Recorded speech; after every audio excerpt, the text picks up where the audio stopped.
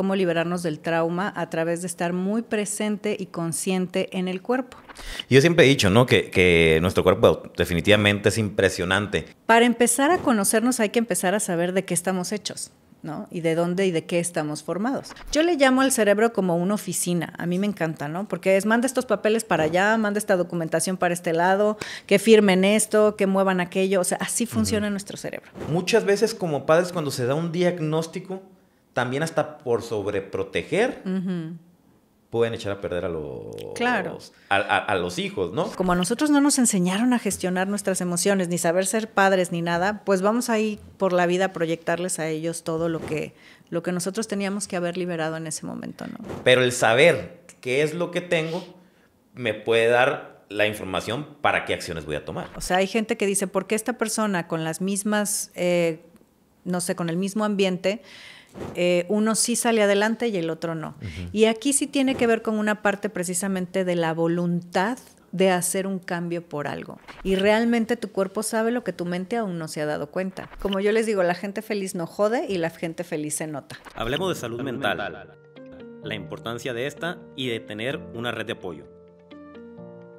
Hablemos de cómo un muchacho, ante los ojos de la sociedad, puede ser un delincuente, pero en realidad solo estaba pasando por malos momentos.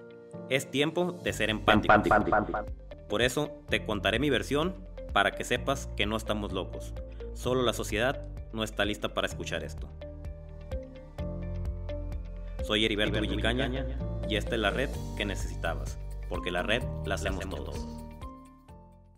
Bienvenidos a un nuevo episodio de la red del podcast con su servidor Heriberto Villicaña. Antes que nada, como siempre, les pido un favor muy especial. Ayúdanos a compartir, a suscribirte, a darle like para que esta red se siga extendiendo y pues déjanos tus comentarios.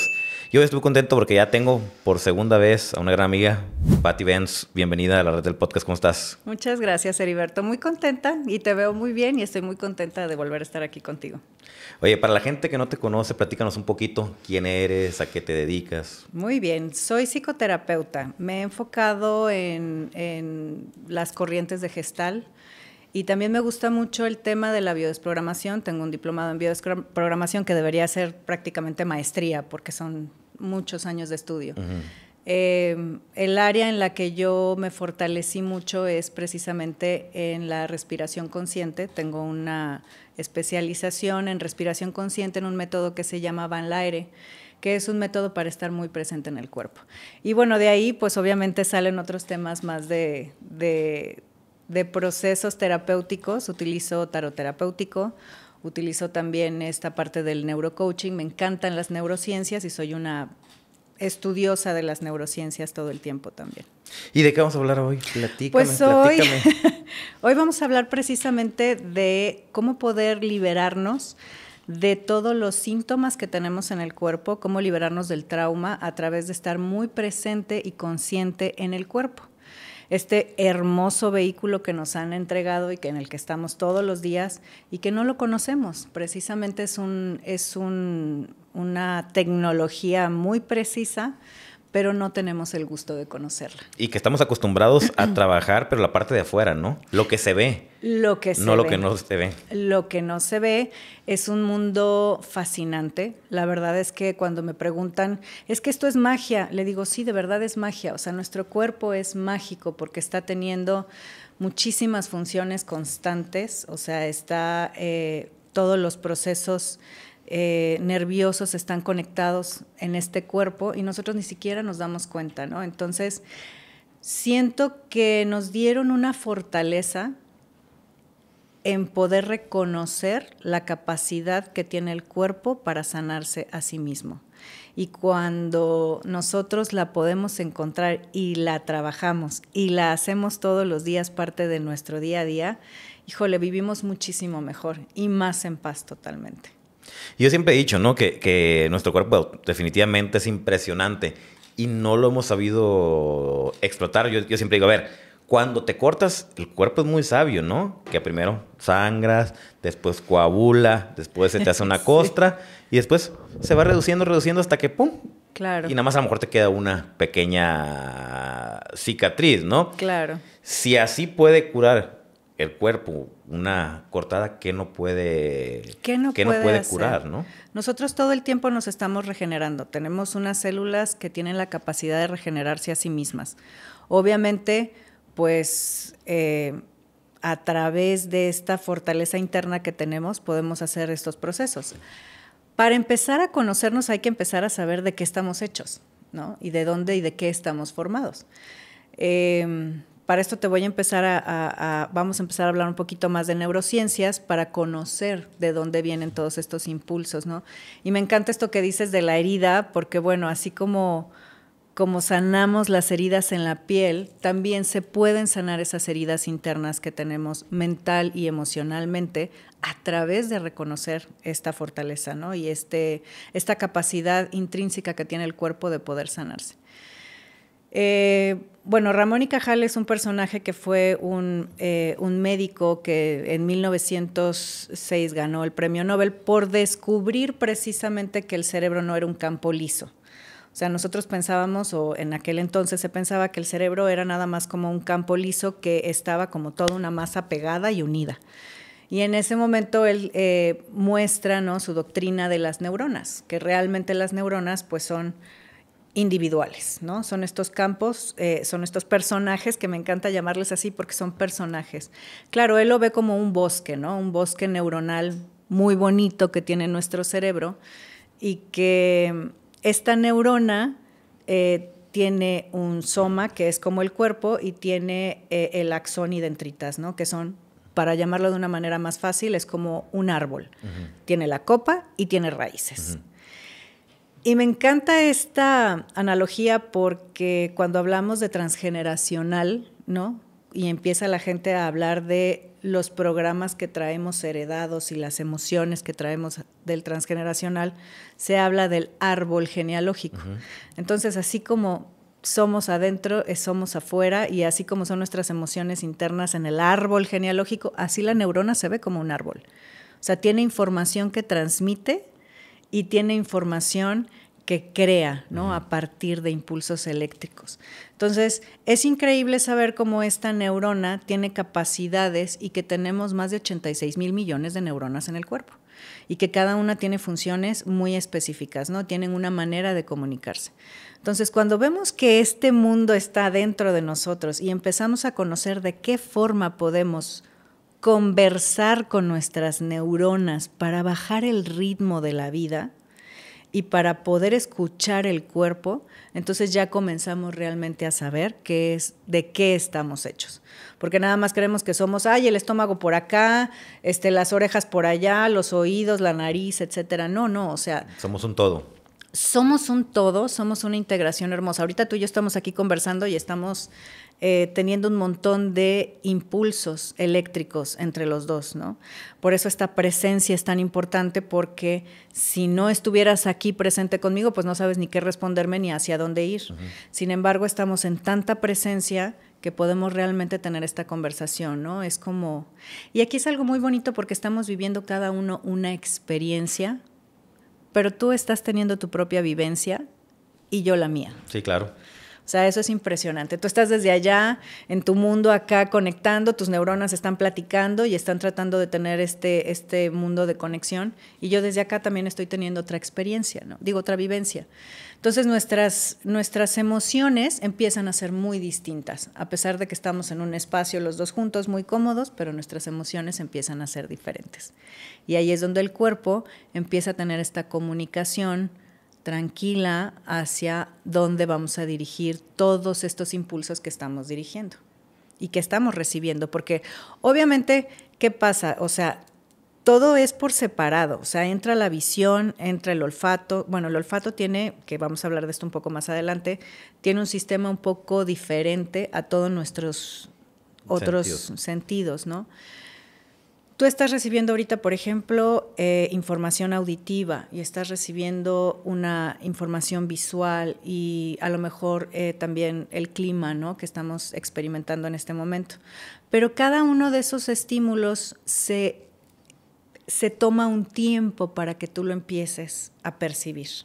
O sea, tu percepción no es inmediata. O sea, apenas empiezas a construir la comunicación, y eso es el tiempo que se van tomando precisamente estas neuronas, ¿no? De conectarse, de conversar, tienen como un vaivén entre ellas. Y hay ciertas regiones en el cerebro que empiezan a ser como un compendio. Yo le llamo al cerebro como una oficina. A mí me encanta, ¿no? Porque manda estos papeles para allá, manda esta documentación para este lado, que firmen esto, que muevan aquello. O sea, así funciona nuestro cerebro.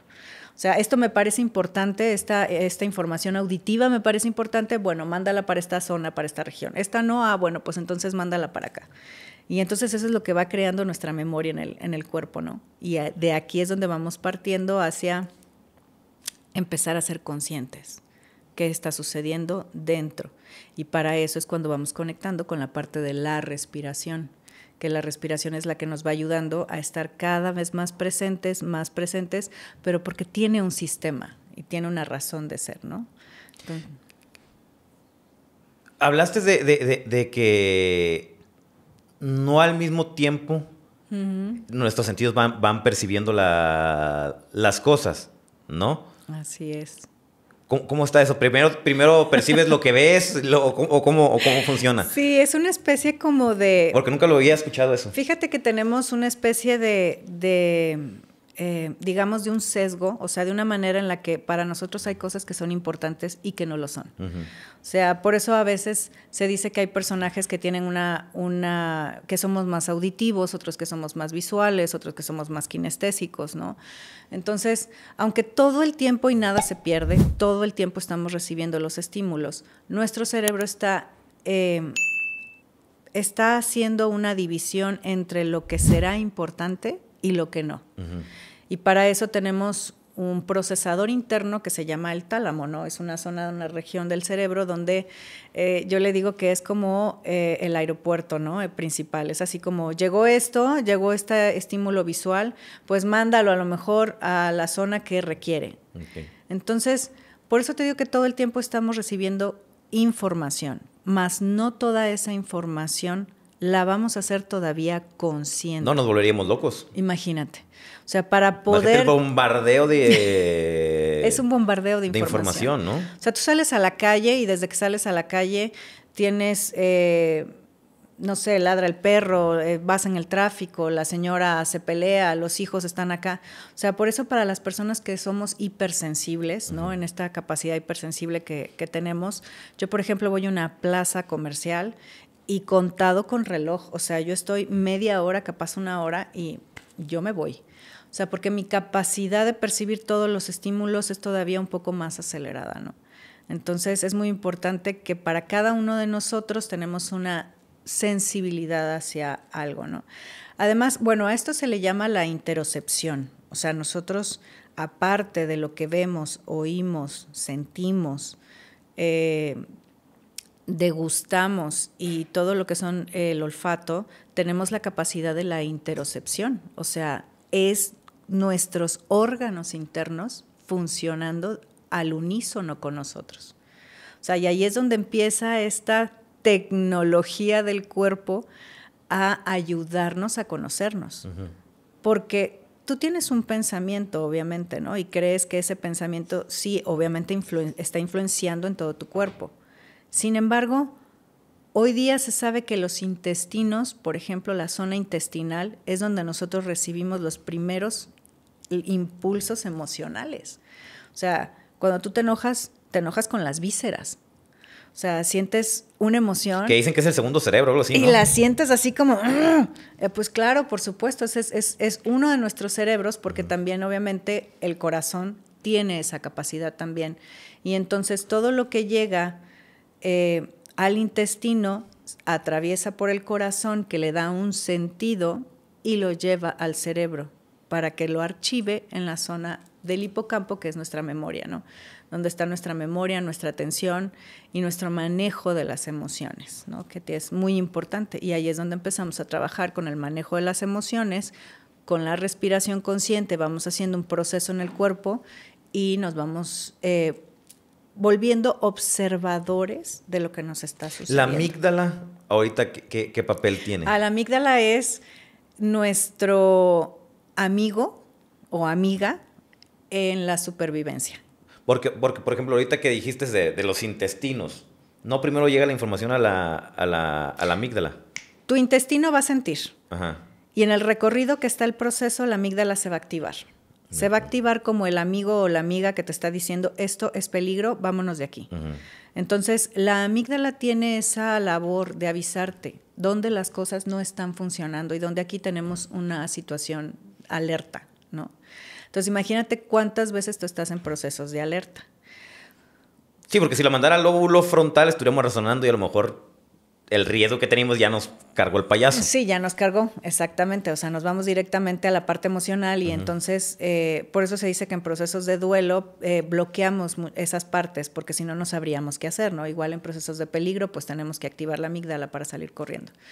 Pero fíjate que los niños, por ejemplo, que aquí es una parte muy, muy delicada y justo ahorita lo que estábamos platicando antes de entrar a grabar, los niños son una parte muy delicada en cuanto a cómo los adultos nos comportamos con ellos, porque esto de la amígdala no es realmente un juego. O sea, los niños empiezan a sobreactivarla cuando no es necesario, ¿me explico? O sea, el papá de repente entra por la puerta y entra muy enojado y entonces el niño activa su amígdala porque siente que viene algo peligroso. Y entonces por eso cuando nosotros ya estamos adultos, a veces cualquier cosa nos salta, nos asusta, ¿no? Porque nos enseñaron desde niños a sobreactivarla.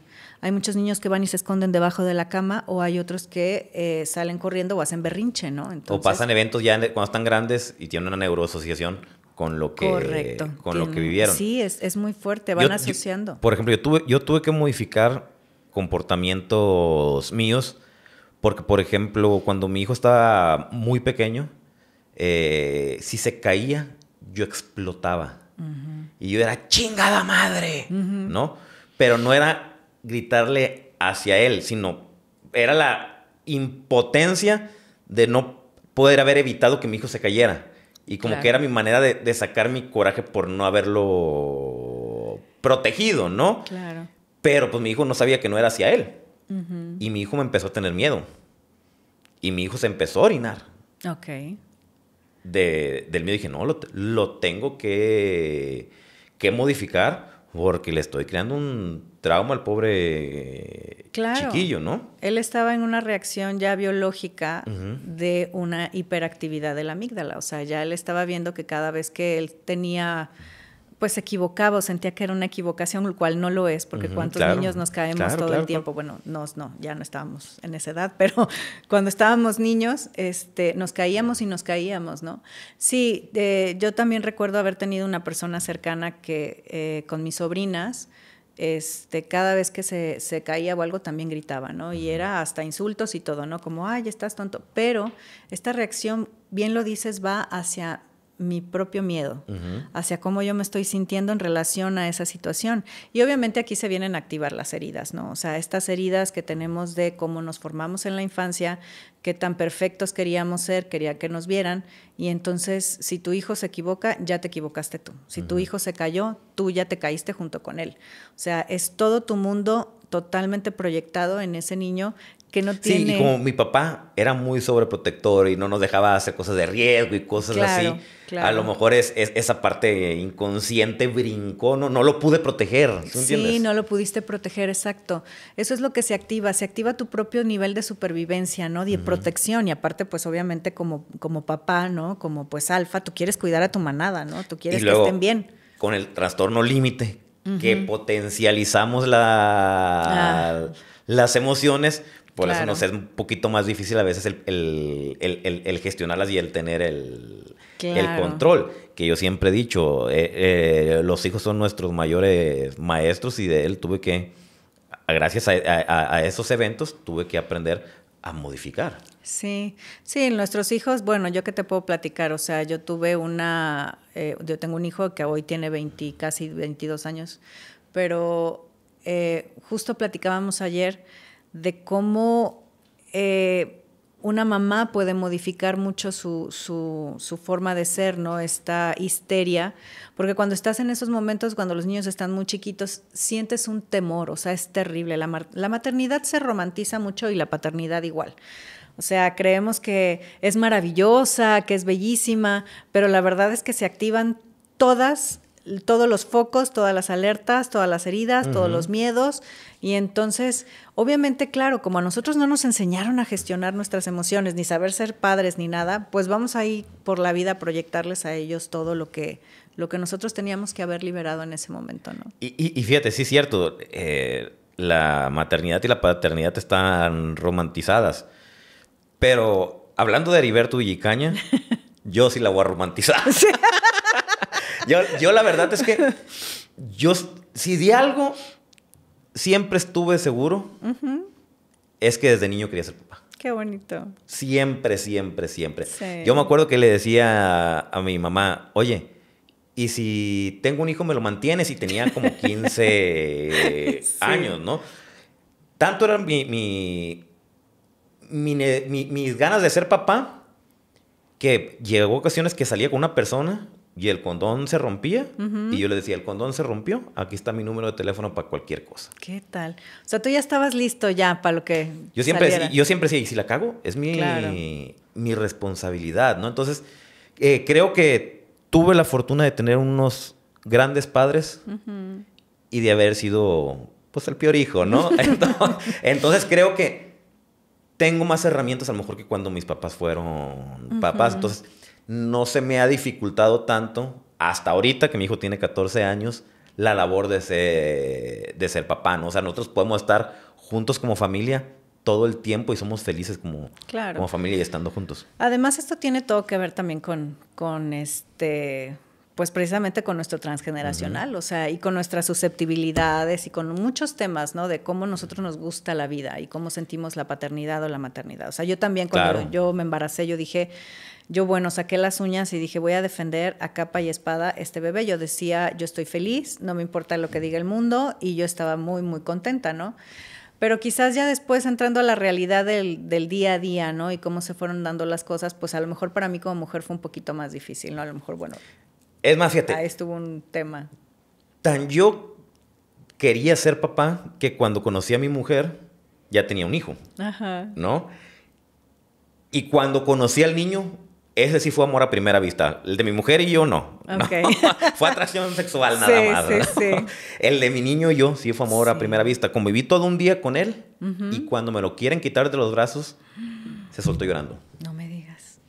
Claro, obviamente ustedes tuvieron esa conexión. Desde ahí, yo decidí ser papá del niño. Fíjate. Y desde ese día, desde el primer día que lo conocí, yo era mi ser responsable y yo era el que le cambiaba los pañales, yo era el que lo dormía porque con mi mujer no se dormía.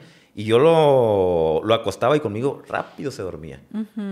Bueno, pues aquí yo estoy ya viendo pactos de almas, obviamente, porque los pactos son fuertes. Esos son conexiones. Una de las brujas con las que ya eso ya es conexión. Dice que en otra vida él y yo fuimos ya papá y hijo, pero las cosas no les hice bien y vengo ahorita a resarcir, ¿se dice? Sí, vienes a resarcir, a sanar, a liberar ese karma o a equilibrar. Yo cuando les digo karma, pues digo que es un equilibrio. Fíjate qué curioso. La otra vez se toparon a mi mujer y la reconocieron, supieron que era mi mujer por el niño. Y dijeron, es que el niño es idéntico al Eri. Claro. Y por eso supe que era la mujer. Te vas mimetizando y se van formando características de tal manera que, claro, a través de esto también estas son neuronas espejo. O sea, mi hijo cuando estaba chiquito se parecía, y decían que se parecía mucho a mi exmarido, ¿no? Hoy día, por ejemplo... Yo me separé y está en convivencia más con su papá. No, y su papá biológico, que bueno, estuvo como intermitente en los años que yo estuve casada. Pero ahora que está conviviendo con él, es impresionante cómo todo su físico, o sea, siempre se pareció, bueno, físicamente a él en algunas cosas, pero a través de que ha estado teniendo más convivencia con él, explotó completamente todo. O sea, incluso a veces yo hablo con él y siento que estoy hablando con su papá, ¿no? Es fuertísimo. ¿En qué momento cambiaste? ¿Cómo pasó todo esto, no? Pero tiene todo que ver con esta convivencia y con estas neuronas espejo, ¿no? De que también empiezas a reconocer esa parte de ti que está en el otro. Pero sí entiendo también que sí está romantizado, ¿no? Sí. Y también hay personalidades. Hay gente que no nace para ser padre de, sí, hay gente que de la familia, verdad, y hay que respetarlo. Claro. Y obviamente, bueno, aunque tengamos una historia de ser papá... Antes de que sigas, ahorita me acordé. Por ejemplo, mi hermano, Ajá. el más chico, él dice, no, yo no quiero tener hijos. Tener hijos, o si no tengo, no hay ningún problema. Entonces, claro. pues respetable su decisión, ¿no? Mi pendiente es que haya sido por culpa mía que digan, no, si me sale igual que este. Ah, bueno, pues te voy a decir algo. Sí pasa. O sea, mi hermano tiene 3 hijas y la más pequeña tiene mucho parecido conmigo, ¿no? Entonces, eso no lo puedes evitar porque esto es una parte de semillas, ¿no? O sea, de la expresión precisamente de la epigenética. Se va a mostrar en uno un patrón y en otra familia otro. O sea, en tu hermano puede ser que sí, salga a lo mejor algún hijo parecido a ti, porque ese es el tema de la genética, ¿no? Cómo se van expresando las semillitas en otras familias, obviamente. Qué bueno que mi hermano no ve el podcast. Sí. Porque más se va a desanimar. Más va a decir, no voy a querer tener hijos. Y el otro, mi otro hermano, yo soy el mayor de 3, una vez le dijo a mi mamá, yo no voy a volver a vivir el mismo infierno. Si me sale un hijo como el Eri, te lo mando a ti o se lo mando al Eri. ¿Qué o tal? sea, sí, es que vivieron cosas difíciles mis hermanos por culpa mía, pero ya fue. Pues sí, eso ya fue, tú lo has resignificado. Una de las cosas que tú has, y yo así lo veo, por la manera en la que tú has manejado toda los cambios, ¿no? Has hecho algo muy productivo con lo que te sucedió. Y esto hace la diferencia en los diferentes ambientes que hay. O sea, hay gente que dice, ¿por qué esta persona con las mismas, no sé, con el mismo ambiente, uno sí sale adelante y el otro no? Y aquí sí tiene que ver con una parte precisamente de la voluntad de hacer un cambio por algo. O sea, a pesar de que lo que sucede, tú tienes la voluntad de hacer cambios conscientes sobre una situación. Y ahí es donde empezamos, justo cuando conversábamos del tema del cuerpo, que empezamos a ser consciente y a tomar las riendas de este vehículo. O sea, bueno, a mí me dijeron que tenía trastorno de déficit de atención o lo que sea. Bueno, pues, ¿qué voy a hacer con eso? No es algo que es una sentencia, ¿no? O sea, cuando te dicen Somos más que una etiqueta.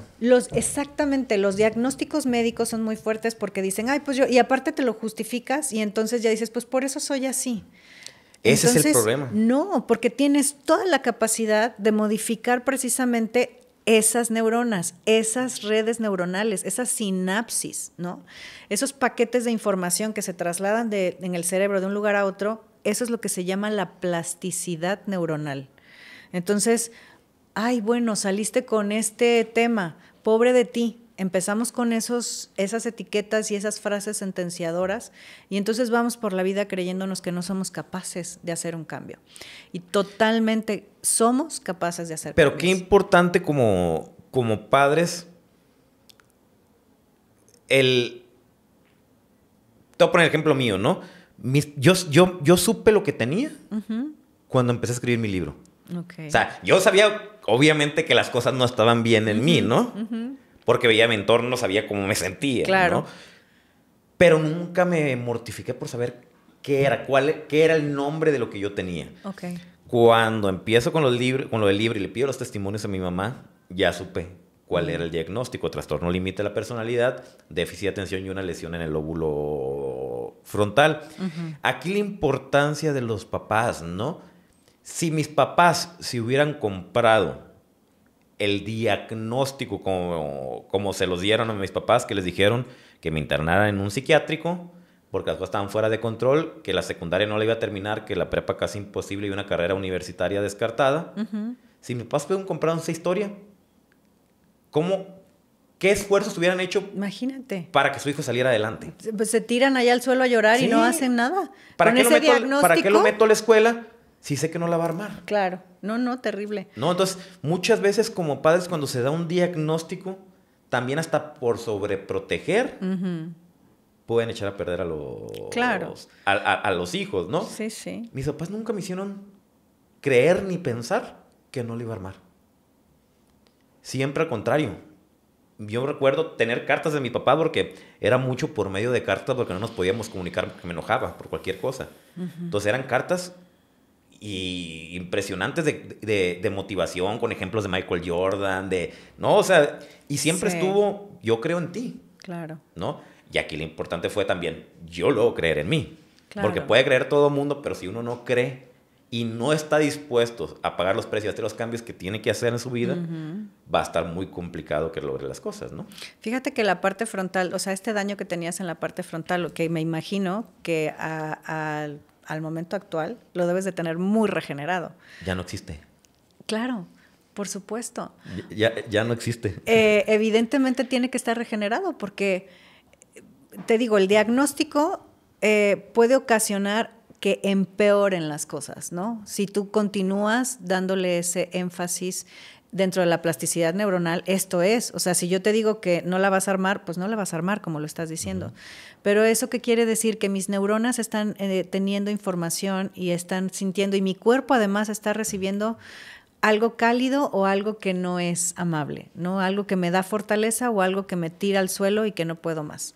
Entonces, una de las maravillas que tenemos con este cuerpo es que a través de la presencia y de la respiración, cuando nosotros estamos en la meditación, justamente la parte frontal es la parte que se activa, es la parte donde se concentra toda la capacidad de estar en ese momento presente. A pesar de que haya interferencia, que aquí se empiezan a activar unas ondas alfa, que son como, yo les digo que son como los soldados que empiezan a no permitir que pasen esas interferencias, ¿no? Entonces, tú estás tan concentrado, justo lo que estábamos hablando ahora, hace un momento, estás tan concentrado en el presente, grabando un podcast, escribiendo un libro, haciendo tus actividades, ¿no? En el momento, que no te estás poniendo a pensar qué sigue.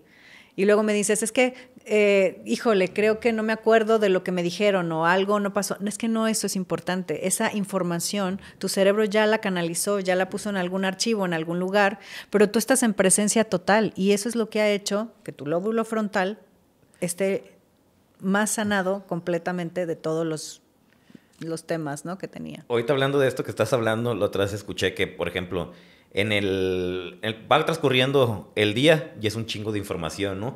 Y en nuestra cerebro es una oficina, ¿no? Y en una mesa del centro, ahí avientas toda la información, Sí. Y que en la noche, mientras descansamos, es cuando esa información se va acomodando donde tiene que ir, en los archiveros que tiene así que es. ir, ¿no? Y entonces ahí es cuando ya después, en el futuro, de repente, ay, ¿y de dónde saqué esto? Ah, es que ahí estaba la información, nomás no la tenías consciente. No la tenías consciente. Justo nosotros empezamos a llevar toda la información a las partes más profundas de nuestro cerebro, donde está el hipotálamo y donde está una parte que se llama la ínsula.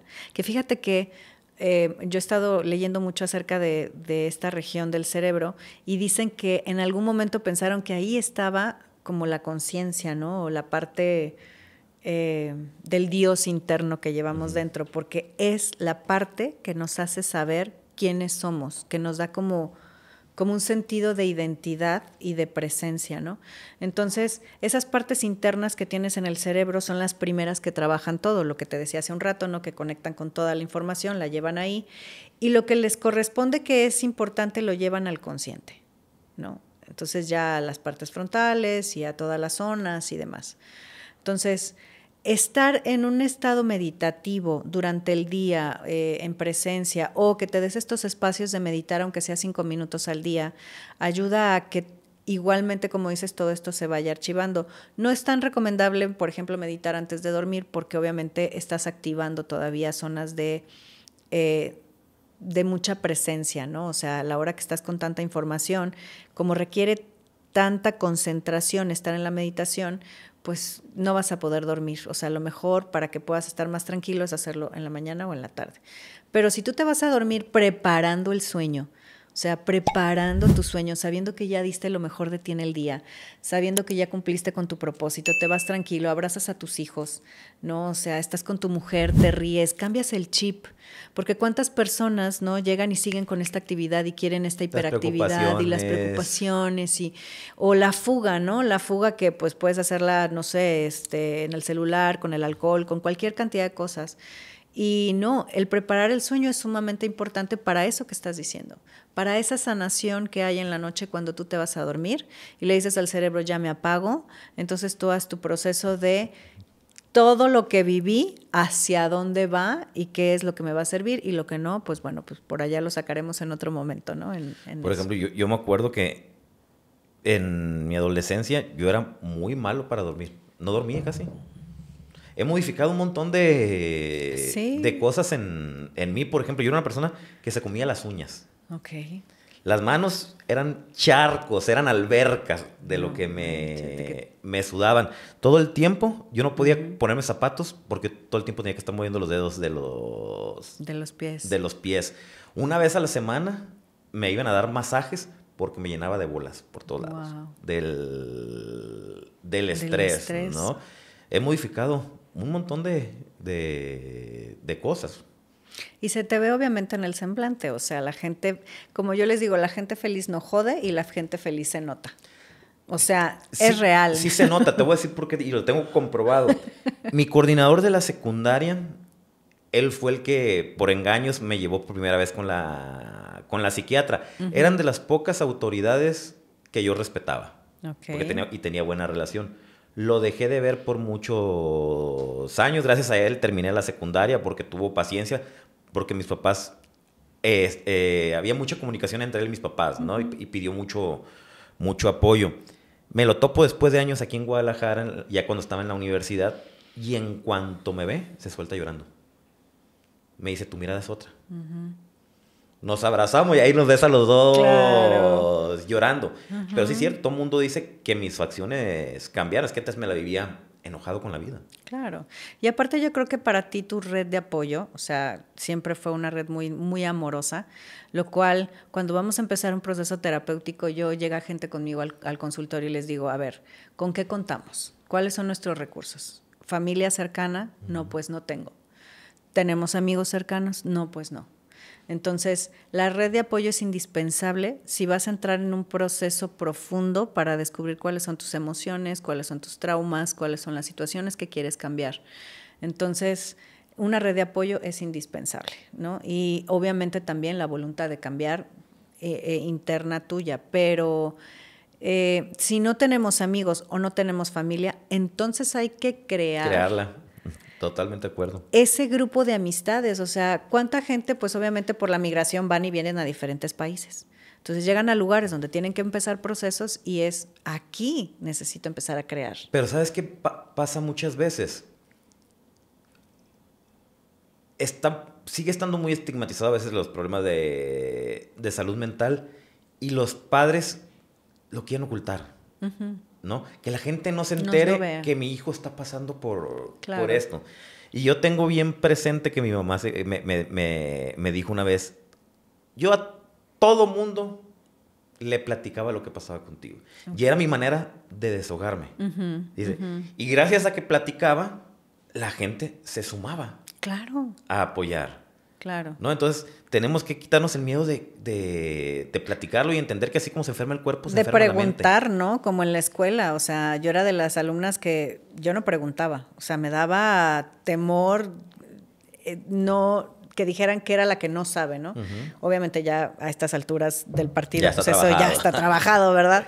Pero de todas maneras es lo mismo con la vida. O sea, ¿cuántos papás ocultan, como bien lo dices, las situaciones de los hijos? Yo recuerdo que de las primeras conversaciones que tuve en los podcasts, pues yo hablaba de la situación de mi hijo. Mi hijo tiene déficit de atención, que ayer lo platicaba con él y me decía, mira mamá, me dice a mí, ni el transgeneracional, ni la numerología, ni que me digas que porque no tengo padre o si tengo padre o porque estuvo presente o no estuvo presente, me dice, a mí eso no me va a determinar.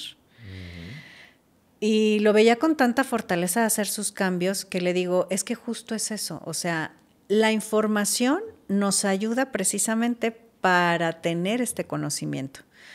para que eso no determine tu vida, ¿no? O sea, la ausencia del conocimiento, pues se va a expresar, se van a expresar las situaciones en la vida. Y aparte los temas mentales, pues obviamente todos los tenemos, en menor, en mayor grado. O sea, todos, es más, hay una neurocientífica que me encanta que dice, nosotros no vemos cerebros sanos, o sea, lo que nosotros vemos por las calles siempre son cerebros enfermos, ¿no? Yo lo cambiaría por, bueno, cerebros que traen un montón de heridas, ¿no? Y de situaciones difíciles, pero todos somos enfermos mentales, realmente. O sea, todos vivimos en un proceso de niños, crecemos, nos damos cuenta, entendemos nuestra vida y después empezamos entonces a encontrar herramientas para poder liberarnos de eso. Pero fíjate que lo que me decía mi hijo ayer estuvo muy, muy, muy lindo porque me decía, a mí eso no me va a determinar. Y entonces aquí es donde entra la grandeza del ser y la grandeza de ese espíritu que tenemos interno, que así hayas nacido bajo el sol de Piscis o la luna en no sé dónde y la astrología, que yo estudio cosmobiología y me encanta, pero mientras más conozco también de cosmobiología me voy dando cuenta que el ser humano somos muy fuertes y que eso no te determina. O sea, te da la información para saber cómo piensas, cómo sientes, cómo vives y qué vas a hacer con eso. Sí, por eso hay gente que dice, es que no te deben de dar un diagnóstico, no te deben de poner una etiqueta. Y yo digo, a ver, el haber tenido la etiqueta de trastorno límite y ver cuáles son las características, me dio un autoconocimiento cabrón. Maravilloso, Entonces, claro. ahora, teniendo estas características, ¿cómo las puedo cambiar? Exacto. ¿Cómo las puedo trabajar? No soy el trastorno. No. Pero el saber qué es lo que tengo me puede dar la información para qué acciones voy a tomar. Eso que estás diciendo me encanta y es maravilloso porque no soy el trastorno. O sea, yo no soy el síntoma, ni tampoco soy mis emociones, ¿no? Cuando nosotros hablamos de respiración consciente, tomamos en cuenta 5 puntos que son muy bonitos para empezar a ser consciente aquellos síntomas que se están expresando en el cuerpo. Entonces, una de las cosas donde comenzamos es precisamente por la nariz, o sea, estar presente en el momento de cómo está ese aire entrando y saliendo por tu nariz. Y yo creo que en el momento en el que estás ahí, simplemente en silencio, ¿cuál es una de las cosas más difíciles? Si tú le preguntas a la gente, y hay estudios de esto, de que la gente no sabe estar en silencio, ni siquiera sabe poder pasar 5 minutos en solo estar respirando y observando la respiración. Entonces, desde ahí ya comenzamos con un reto. Y te refieres al ruido mental, no al ruido externo. Y no al ruido externo. O sea, estoy aquí y estoy en la respiración. Hay gente que no puede cerrar los ojos porque tiene una hiperactividad o está en hiperalerta.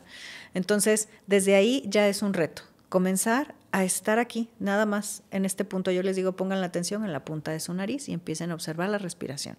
Pues me creerás que hay mucha gente que solo ese pequeño espacio es difícil.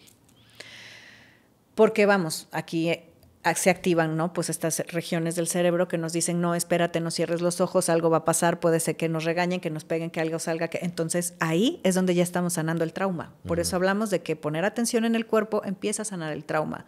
Porque si tú te das cuenta que no puedes estar ahí, solo en la respiración. A mí sí la meditación me cuesta trabajo, por tanto ruido que tengo en la cabeza. Pero vamos haciendo un proceso con la respiración que es muy diferente. La meditación de este método, por ejemplo, Van Laere, que es buenísimo, es que hacemos como una atención en las 5 conciencias, ¿no? Y empezamos por ahí precisamente, por la respiración. Una de las conciencias, bueno, no empezamos por ahí, pero es la conciencia respiratoria, ¿no? Entonces, bueno, incluso no cierres los ojos. Solo quédate observando la respiración y tú sabes que el observador modifica el objeto. Entonces, si yo me si yo me veo nada más como el observador, cómo estoy en la respiración, créeme que ya estoy haciendo un gran cambio en el día, totalmente. Porque uno se activa por las mañanas sin ni siquiera observar si amaneciste cansado, si tienes algún dolor, si tienes alguna molestia en el cuerpo. No, amanecemos como resortes, ¿no? Tú sabes que brincas de la cama y se acabó. Entonces, procesos muy bonitos de agradecimiento, presencia y estar consciente hacen un gran cambio. Otro de los puntos de la respiración es observar la manera en la que tú puedes exhalar o expirar, ¿no? Lo que dicen en algunos otros lugares. O sea, la exhalación es una de las formas en las que tú permites soltar y confiar en la vida, ¿no? Cómo te sientas y cómo estés en ese momento presente ayuda a darte cuenta en qué estado está tu cuerpo. Y obviamente, imagínate qué bonito cuando nosotros vemos en terapia, ¿no? Vemos a las personas respirando, a los consultantes, pues ahí te das cuenta cuán difícil ha sido sus vidas. O sea, porque están así como reteniendo la respiración y no quieren sentir y no quieren ver y no quieren en eso. Entonces es como, a ver, suelta, ¿no? Mucha resistencia. Mucha resistencia, suelta un poquito esta parte del cuerpo. El punto de la profundidad, todos tenemos una capacidad respiratoria, todos tenemos una capacidad pulmonar y esta capacidad pulmonar ayuda a saber qué tanto nosotros podemos expandir los pulmones, respirar y demás. Entonces, generalmente estamos en una respiración cortita, cortita, cortita, cortita y eso obviamente procesa el estrés, va creciendo el cortisol y entonces se aceleran todos los procesos. Entonces, si tú detienes a observar la capacidad que tienes a la hora de la profundidad, esto ayuda a que precisamente otras áreas del cerebro empiecen a calmarse, como es esta parte de la ínsula. La ínsula es la parte que nos hace sentirnos presentes, que nos da el sentido de identidad. Entonces, imagínate si tú empiezas a tener esta rutina, ¿no? O esta observación de ti todos los días, empiezas a realmente observarte y te olvidas de lo que hay alrededor de ti. Y entonces empiezan a activar, que aquí es donde vienen las emociones, ¿no? Donde están esas emociones. Que justo hablábamos de los niños, que pasaba mucho a lo mejor contigo, cómo podías identificar qué emociones estaban surgiendo en ti, si nadie nos las ha dicho, ¿no? Sí, no. O sea, estábamos de niños y nadie nos deja llorar, reír, o sea, nos limitan al no. Y de hecho es increíble porque el cerebro, cuando tú le dices que no, se aferra a eso y para el cerebro obviamente el no existe. No existe, o sea, es una situación que lo vas a repetir y lo vas a repetir y lo vas a repetir porque se crea en ti esa fijación de que ya te dijeron que no. Uh-huh. Entonces, esta parte crucial de nosotros como seres humanos de poder observar esas emociones es parte de lo que nos hace estar conectando con esa tranquilidad. Y entonces, ¿qué pasa? El cuerpo empieza a sacar molestias, ¿no? Cuando ya estás en esos 3 pasos, solo esos 3 pasos, de observar la respiración, soltar la exhalación y observar la profundidad, tu cuerpo ya empieza a sacar alguna molestia. Y entonces ahí es donde ya nosotros como biodesprogramadores o la medicina germánica, pues sabemos qué está pasando, ¿no? Una lateralidad te habla de algo. ¿Dónde está la molestia? Si empieza en el cuello, si empieza en la parte del pecho, ¿no? Ahí empezamos ya a escarbar un poquito más. Pero el autoconocimiento es increíble a través de la respiración. Ahorita que estás hablando de esto, estoy cayendo cuenta que probablemente sí lo haga, uh-huh. ¿no? Es que te voy a decir por qué. Porque de repente que traigo un montón de colitis, uh-huh. ¿no?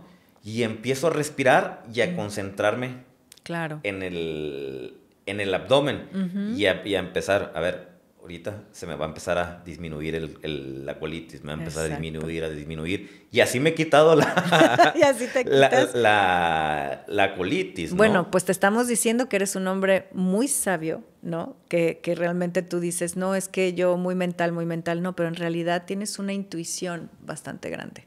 O sea, porque eso que haces de poder conectar ahí en tu respiración y poder observar qué le está pasando a tu cuerpo, ¿cuánta gente crees que lo hace? Uh-huh. No mucha gente. O sea, ya he platicado que migrañas me he quitado.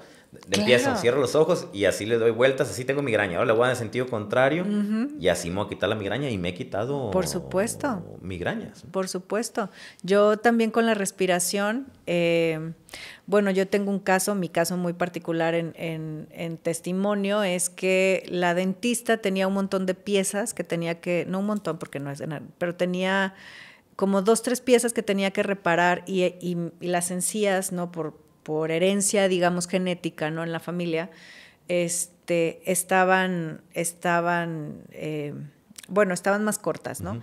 Entonces, Después de procesos de respiración y de todos estos temas que yo ya había practicado en especialización y tal, pues como yo ya lo había adoptado como una práctica regular, ¿no? Y ya había entrado a lo que le llamamos nosotros que son inmersiones, que son 7 días de práctica constante, ya había vivido varios procesos y tal, pues no sé, 2 meses después de que ella me había diagnosticado que necesitaba hacer varias cosas, llegué y me dijo, no sé qué hiciste, pero no tengo que repararte nada, no tengo que hacerte nada.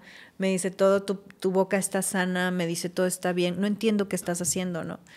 El otro día me hicieron un escaneo de esos ahora que hay por lo de los temas de vitaminas y no sé cuánto.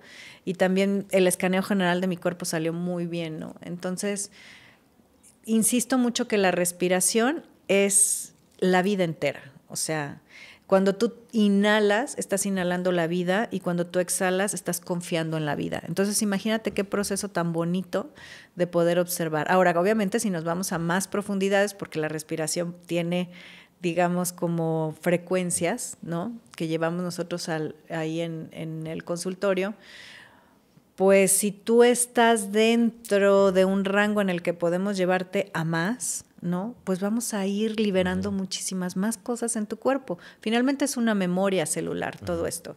Es una memoria celular. Lo que tú haces es muy lindo porque obviamente cada vez que estamos con personas, ¿no? Estamos siempre conviviendo con alguien más, pues las energías se van a conectar. Habrán cosas que no pudiste decir, habrá una persona que a lo mejor su forma de hablar no te encantó y en ese momento pues la prudencia te lleva a lo mejor a no decir cosas. Entonces, pues todo eso se lo carga la parte del cuerpo donde va la emoción. O sea, si estoy cargando, como en el caso tuyo, dices, pues esa colitis, ¿no? De estar todo el tiempo a lo mejor con ciertas personas que no me encantan. Pues lo importante es que el cuerpo te está ayudando a hacer un vaciado de una parte de lo que tú no puedes hacer conscientemente, porque a lo mejor en ese momento no te puedes retirar del lugar, tu cuerpo se llena, ¿no? De ese estrés, pero tú después le dices, a ver, vamos a darnos el tiempo y ya pasó. Y entonces con la respiración voy a hacer el vaciado y voy a limpiar. Y mientras lo hagamos esto de manera más constante... Es decir, no tengo hábito de meditar. Eso, 5 minutos en el día. Y no creas que es tanto el hábito de la meditación, sino yo digo más el hábito de la presencia en la respiración. Porque la meditación hay muchas, ¿no? Hay meditaciones, por ejemplo, para los que trabajamos con clarividencia y clarisintiencia y audiencias y demás, pues tenemos las visualizaciones y tenemos el sentir y sonidos en frecuencias los sonidos pues que tienen sus frecuencias y nos van abriendo los campos, ¿no? Todo lo que tenemos para dar. Pero no necesitas mucho más que unos minutos en el día. Incluso terminas aquí de grabar, te tomas 5 minutos, te quedas en ti, respiras, se acabó. Porque ¿qué hacemos? Ya se acabó, bueno, adiós, y sigues el día, sí. ¿no? Entonces ni siquiera cierras los ojos como para conectar qué pasó aquí, qué sucedió.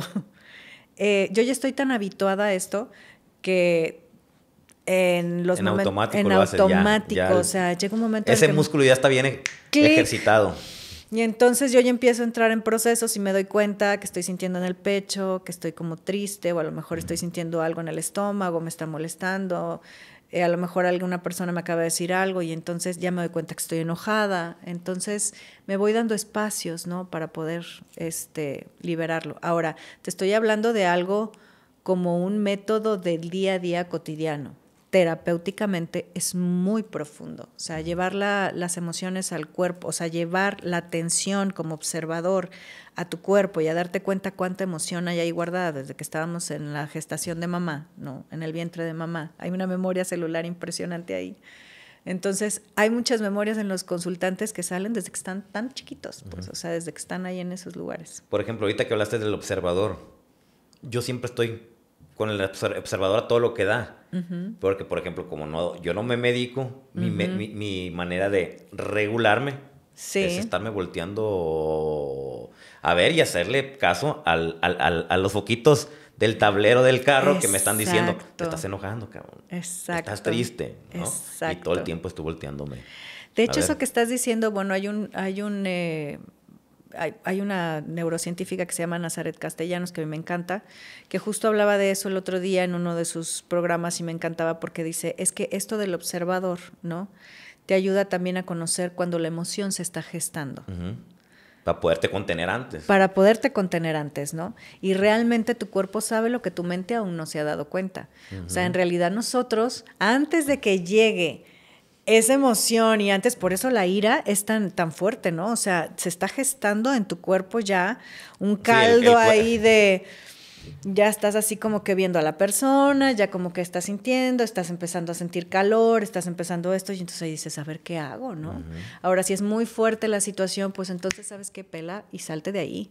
Porque si tú sabes que no estás a lo mejor en tus mejores días, de verdad, el hecho de que tú puedas percibir anticipadamente estas sensaciones es lo que nos permite reconocer que hay emociones.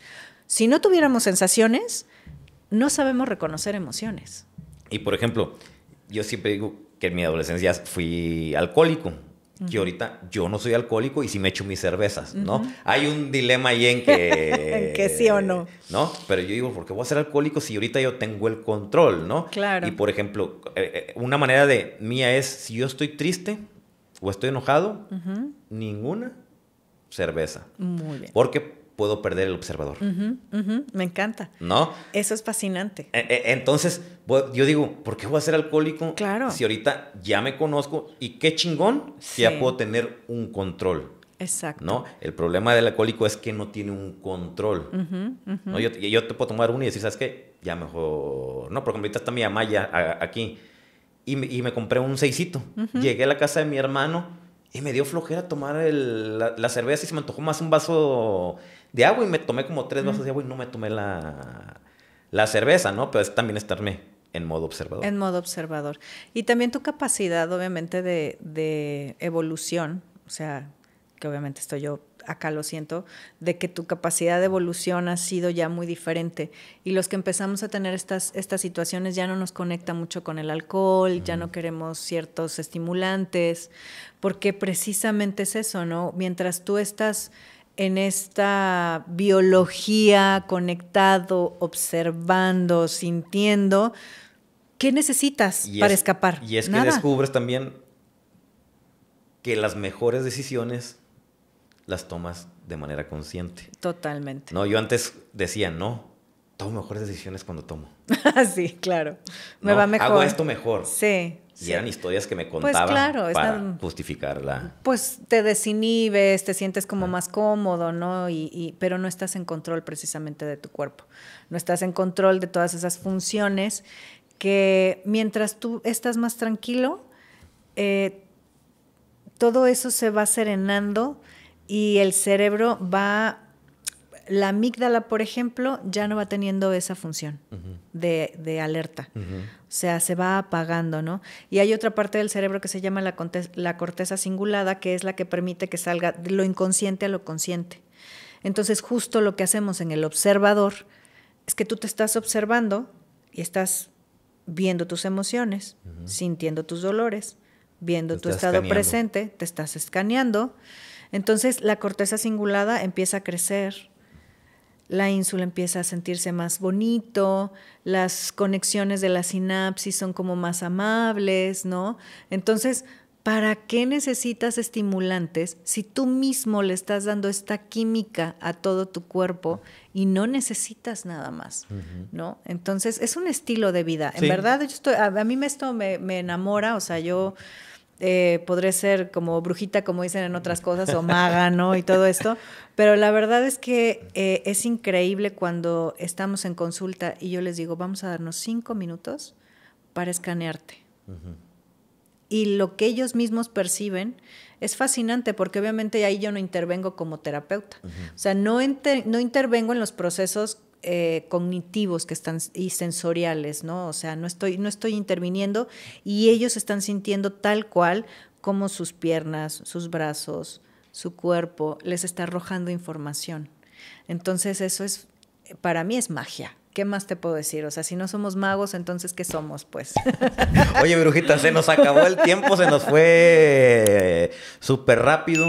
Pero la gente, ¿cómo te puede contactar? ¿Cómo te puede Estoy seguir? en las redes como Patti Benz Terapeuta. Me pueden encontrar en Instagram, me pueden encontrar en TikTok, me pueden encontrar en Facebook. Y bueno, todavía el canal de YouTube está ahí en proceso. Pero me pueden encontrar. Estoy también en Centro Amarse, aquí en Guadalajara. Yo doy consultas.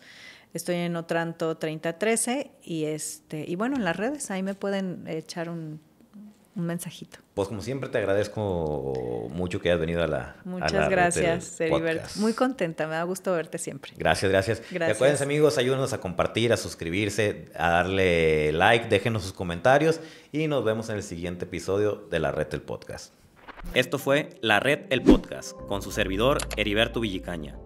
Tu historia aún no está escrita y el único que puede cambiarla eres tú mismo. ¿Estás listo?